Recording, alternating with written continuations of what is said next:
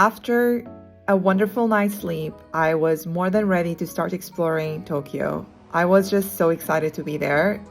It had been a long time coming, and so I decided to walk around 40 minutes distance from my hotel to Sensuji in Asakusa. Sensuji gets busy because it's one of the most famous, if not the most famous landmark in Tokyo, and so being there early meant less crowds. It's the oldest temple in the city, and it's actually older than the city of Tokyo itself.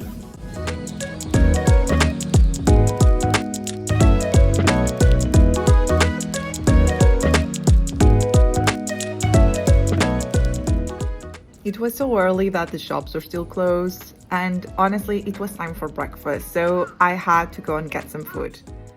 I found this little cafe just nearby, and I had one of their breakfast menus, and the toast was so good, it reminded me of the way we do toast in Portugal.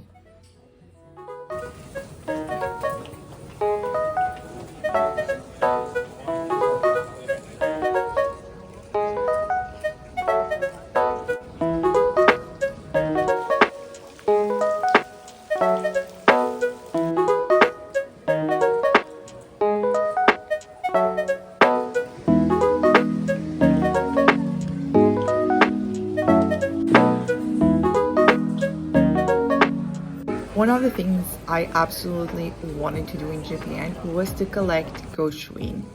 This is basically the spiritual version of a passport stamp collection.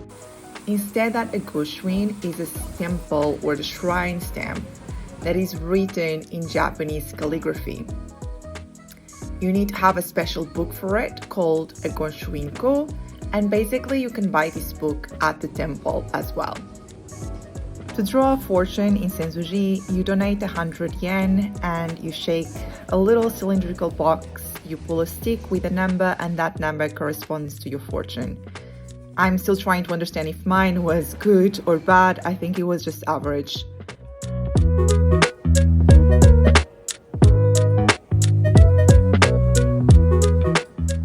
I know in the days of Google Maps we tend to skip the tourists' information points, however the Asakusa one is definitely worth it because from the top you have a wonderful view towards the Sensuji temple as well as the Sky Tree. It's also a great place to sit and relax for a little bit, and if you carry a stamp book, not the spiritual one, just the standard one, you can also get some souvenir stamps from here.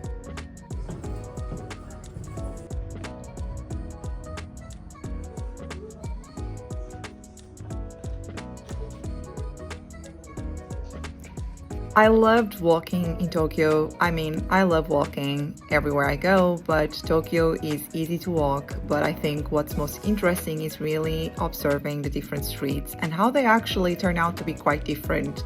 And you can really find really interesting details. I then came across the Kappabashi Street, known as the Kitchen Street.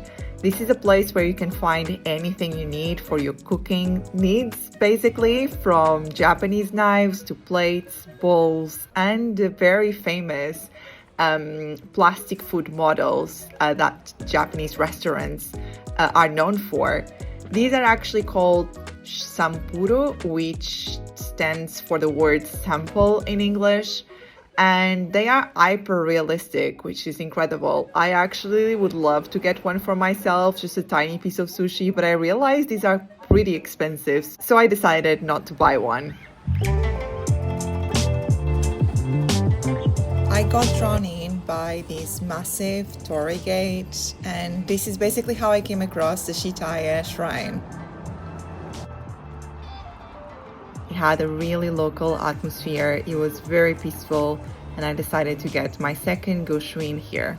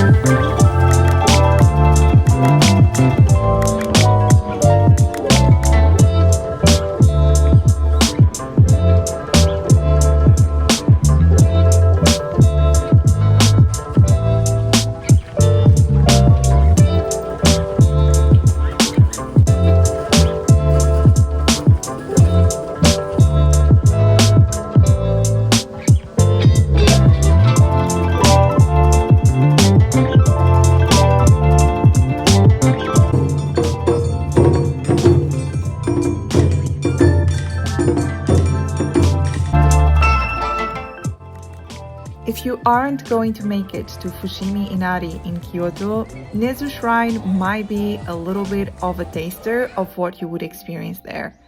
Of course, the dimension is much smaller, but this shrine was also built in honor of Inari, the spirit of wealth, prosperity, rice, and fertility. Kitsune, the foxes, are considered the sacred messengers of Inari, and this is why you'd see so many statues of this animal all around the temple.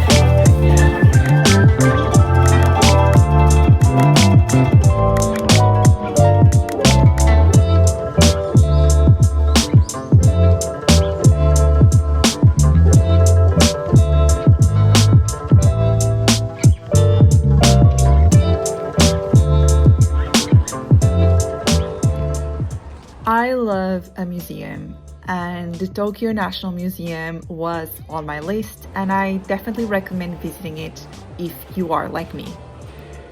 I was particularly impressed of how apparently they change their permanent exhibition quite often and usually with the seasons. So the permanent exhibition was all autumn themed. There were stunning kimonos in autumnal prints and colors, ceramics depicting the fall, pieces of furniture made to be aligned with the season of change.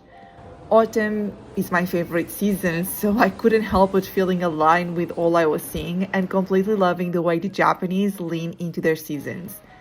I always try to make time to visit a museum, especially an art museum. A piece of art is never created in isolation. It carries the weight of its time, the political climate, the dominant ideologies, the symbols people understood without explanation. When I walk through a gallery, I'm not just looking at paintings or pieces of clothing or furniture. I'm actually stepping into the past, into the mindset of a culture at a specific moment in history. It gives me something deeper than a landmark ever could. It gives me context.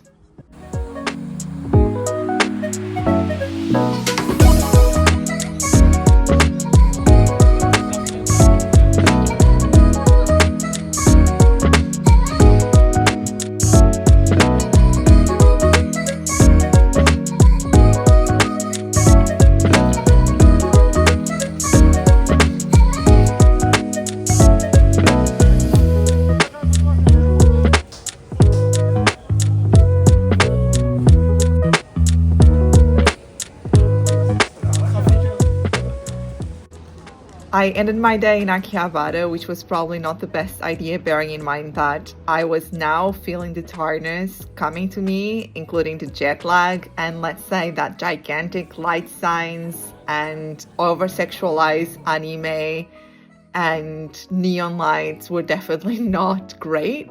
However, I did buy a few things for myself, but it was a very quick visit based on what I had intended initially.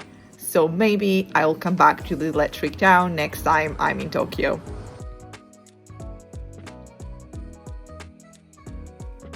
This was my first day in Tokyo. Thank you so much for watching, and I'll see you next time.